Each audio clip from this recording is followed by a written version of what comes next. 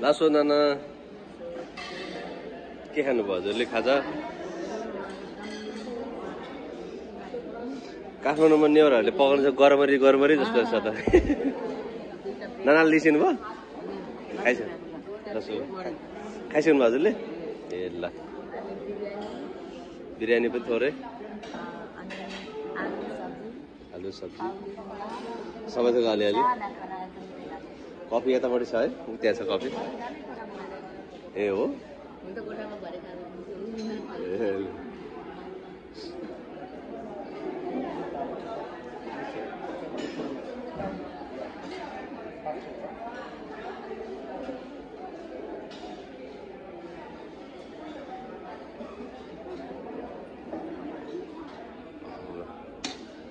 खोइ तपाईँको प्लेट खोइ। अनि लाइनमा आउनु न, किन यस्तो हो तपाईँ? के मन पर्यो हाम्रो म्यामलाई? रोटी ठिक छ, यो तरकारी अलि अमिलो छ है। हो बरु यो ठिक छ, आलु हो। नाना के खानुभयो खोइ? खाना में सांबर, नाश्ता में सांबर। ए सांबर खा के इतना मोटा हो गया तू। आप भी सांबर लेता है ना, सांबर ले लेके इतना मोटा हो गया।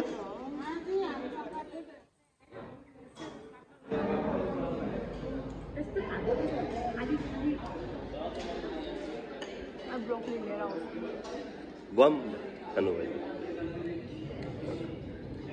ब्रो काउली चाहियो कि सिस्टर काउली चाहियो? I love broccoli because always broccoli got the calcium.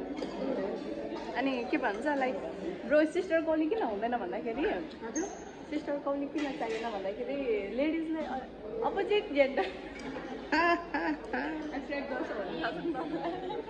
How नाना लु चाउमिन खानु भएको छ त? मिको राई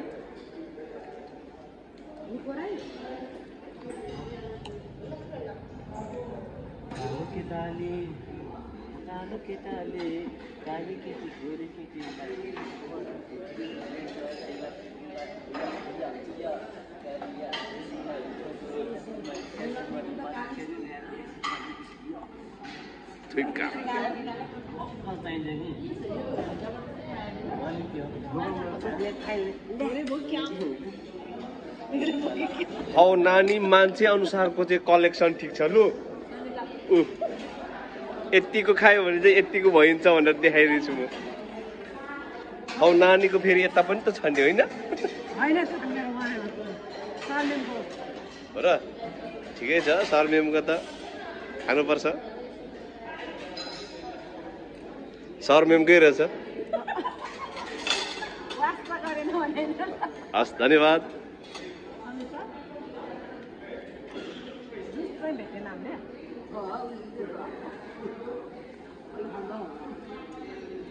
हौ नानी खाँदाखेरि नबोल्नु कि अड्किन्छ।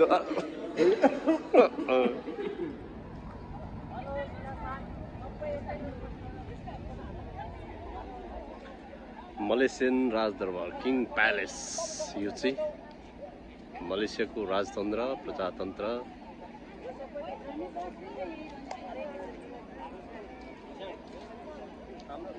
9 हेक्टरमा फैलिएको चाहिँ हुन्छ यो दरबार हो। राजाको राजा किङ प्यालेस। मलेसियाको राजतन्त्र राजदरबार। तर गणतन्त्र ल्याएको होइन त बुढाले? होइन, यो यसको अभ्यास चाहिँ प्रजातान्त्रिक भए तापनि यसमा नेपालमा जस्तो राजतन्त्र नभए तापनि, राजतन्त्र यहाँ भए तापनि त्यहाँ चाहिँ पार्लिमेन्ट सिस्टम जस्तै तपाईँको यहाँ प्रोसिडर चाहिँ मिटिङ चाहिँ तपाईँको प्रधानमन्त्री छान्ने चाहिँ इलेक्सन नै हुन्छ क्या।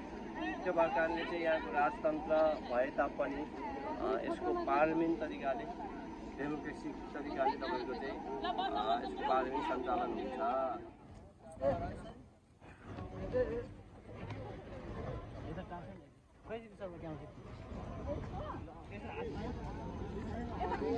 तपाईँहरू चाहिँ नघुम्नु न।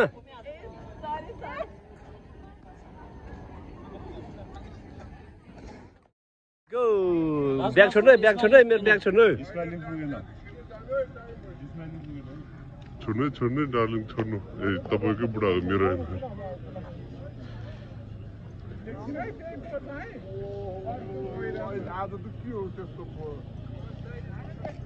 लु घुम्नु त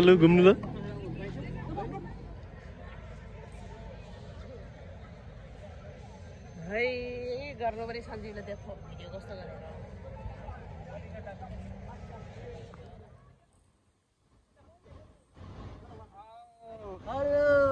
सर आओ हेलो यतिखेर त्यो बुढी दिदीहरू आइसक्यो उठ्यो नेपाली लेखेको चाहिँ उठ्यो रातो के छेउको त्यो नेपाल लेखेको छ नि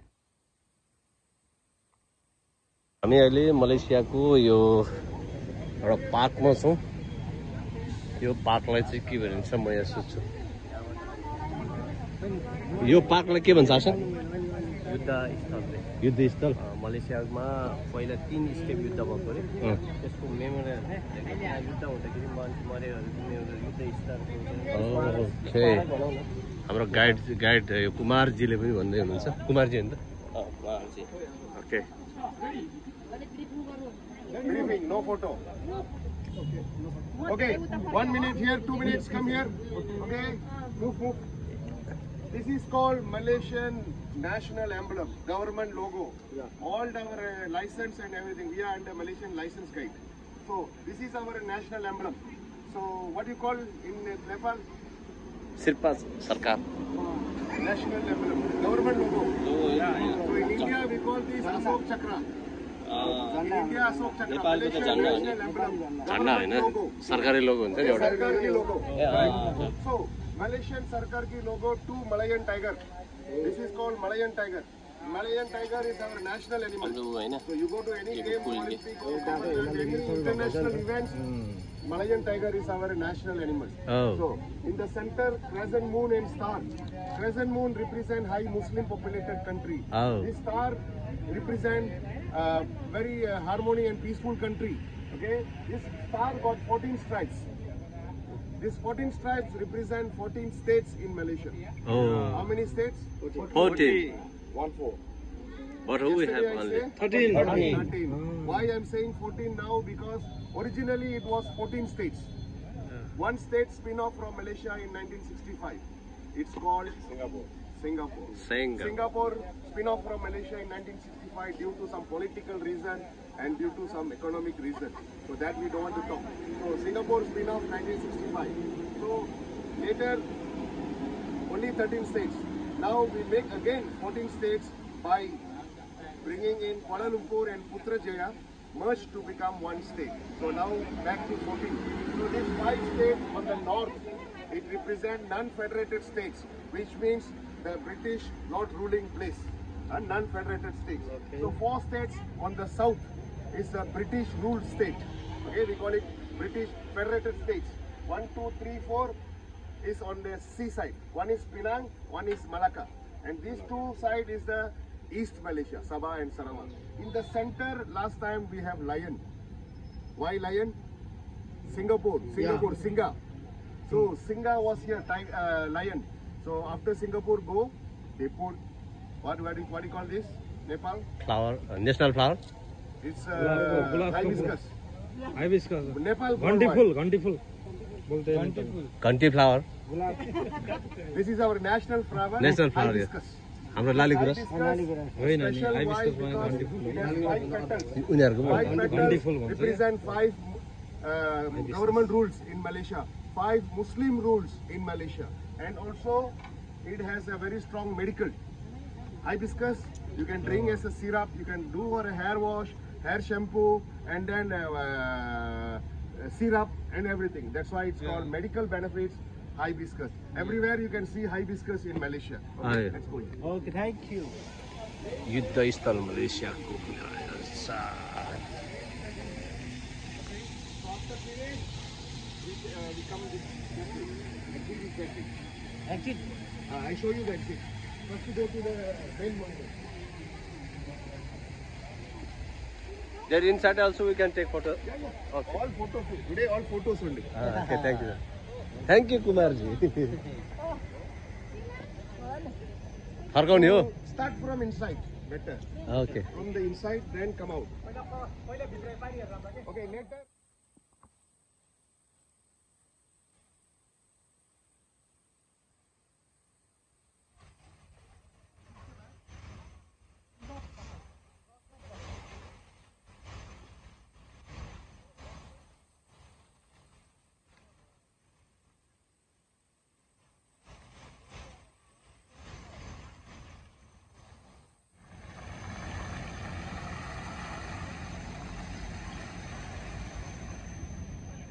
अब यो नानीले फोटो खिच्दैछ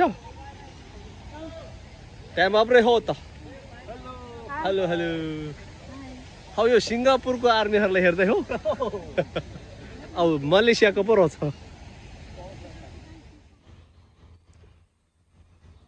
हौ नाना यो युद्धको मैदान घुमेर आउनु भएको हो कस्तो रहेछ त एकदम राम्रो लाग्यो हाम्रो नेपाली दाजुभाइ पनि लडेको होला है यो युद्धमा यहाँको के अरे मूलवासीहरू पनि हाम्रो दाजुभाइ त हुनु मङ्गल नै छ हजुर यो प्लेस चाहिँ पहिला 2-3 चोटि युद्ध भएको थियो अरे कि त्यसको सम्झना स्वरूप रह्यो क्या त्यो युद्धमा चाहिँ कतिले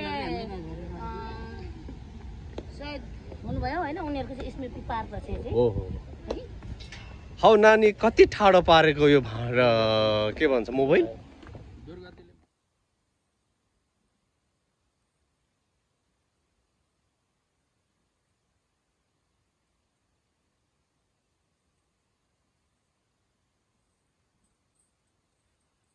हजुर